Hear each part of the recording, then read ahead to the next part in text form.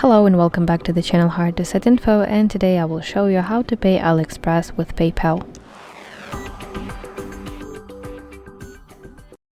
So it's simple, but it's only available in certain regions.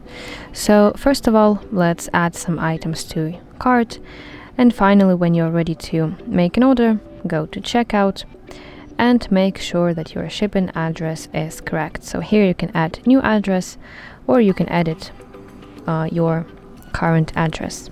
So now let's scroll down to section payment method, select PayPal from the list of options, and here AliExpress tells me that I will be redirected to PayPal to complete the payment process. So confirm the transaction, and once you complete it, you will return to AliExpress and see your order confirmation. So yeah, that's it. And if anything goes wrong with your order, you always can open a dispute to get a refund. So that's it. Thank you for watching, and if you find this video helpful, please like it and subscribe to our channel for more content like this.